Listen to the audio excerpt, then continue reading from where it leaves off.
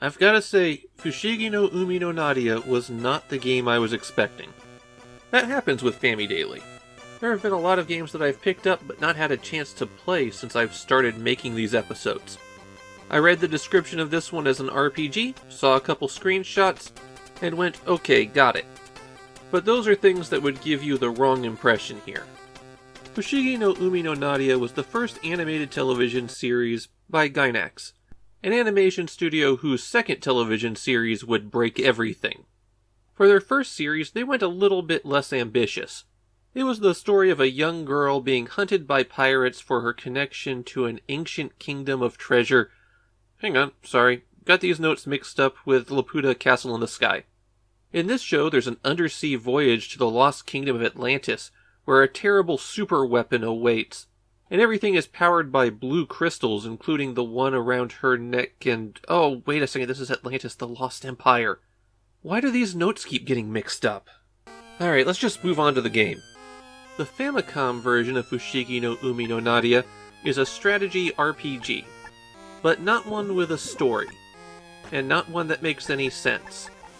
You have 55 maps that represent locations from throughout the series. On every stage you have the exact same set of units, both for the heroes and villains, and your goal is to defeat the leader of the other side. For the heroes, that's the titular Nadia, and for the Neo-Atlanteans, you have to defeat the Emperor. On every turn, you can move one unit. Most of them can only move one square. Some can move two, and there are two units that move like bishops or rooks in chess. Because of the way that the cursor locks, you can't move units through other units, if you're a human player. The AI doesn't have interface restrictions, and so can do this at will. Though as the human, sometimes you can squeeze movement diagonally in between things and then reposition. Similarly, when you're selecting units, you're basically locked into them as a list, and so you hit up and down and it just cycles through all of them. All of the characters have special abilities as well, like they might be able to heal all of their allies around them, or they can just attack any unit on the map at will. Unfortunately, at level 1, a lot of your units can be killed in one shot by this, so that's no fun. But you do have 3 units that can do this long-range attack, and they can use it multiple times before they use up all of their MP. Now you might ask yourself, what's stopping you from just firing at the Emperor over and over again until you effortlessly win? Well, absolutely nothing. The real downside here is that you're not getting any experience in this fight, and so you'll be underleveled for later maps. In fact, you start out underleveled for the first map. You will need to grind out levels on these first 5 maps until your units are capable of surviving. Oh, and it takes about 45 minutes to play a single map because units are so slow. The AI is painfully slow too, often taking over 10 seconds to decide on a move. And this is strange that it takes so long, because the AI here is dumb as a box of rocks. Actually, that's a bit unfair. Rocks are much smarter than this AI. As far as I can tell, moves are selected virtually at random. Very occasionally, the AI will decide to make a move that is actually useful. Typically, that will be attacking one of your units. When a unit is moved right next to another one, a battle begins. And here you have the option to fight, use an ability, use an item, or run away. This is not necessarily your turn and then their turn back and forth. Turn order is determined by stats, and that means that a unit might get multiple turns in a row.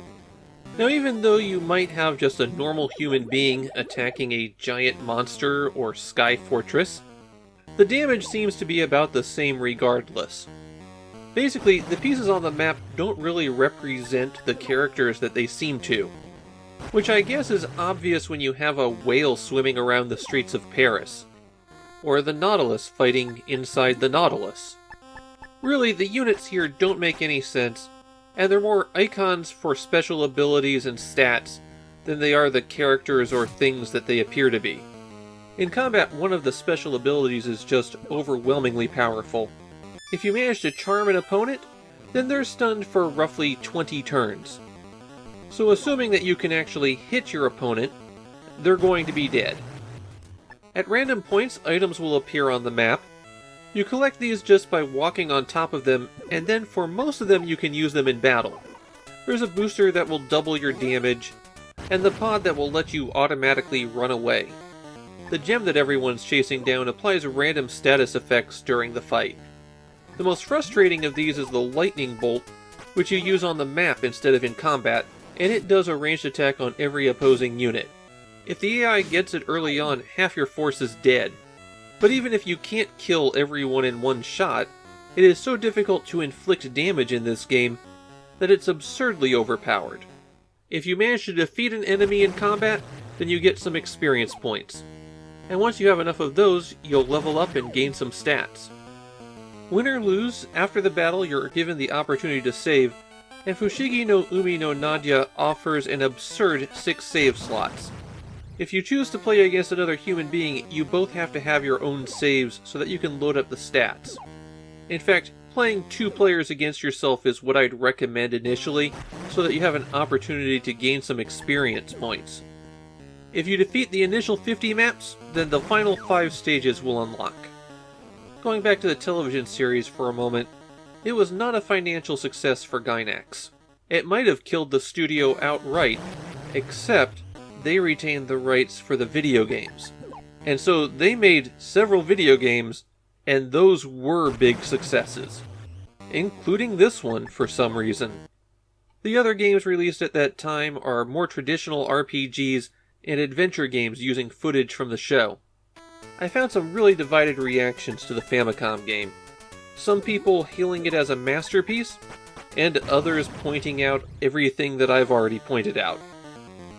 The people who think that this game's incredible must be crazy. Fushigi no Umi no Nadia has pretty much every bad design decision you could come up with in it. The game grinds to a halt because your units can't move very far. Certain abilities are overwhelmingly powerful. There aren't any great strategic options. You can't even really play for position because all you have to do is get next to a unit to attack it. This is a bad design top to bottom, and it's a total waste of the license as well. Although the maps follow the storyline of the television show, the characters don't, and there's no storyline for you to follow as you play. There's just nothing in this game that's worthwhile.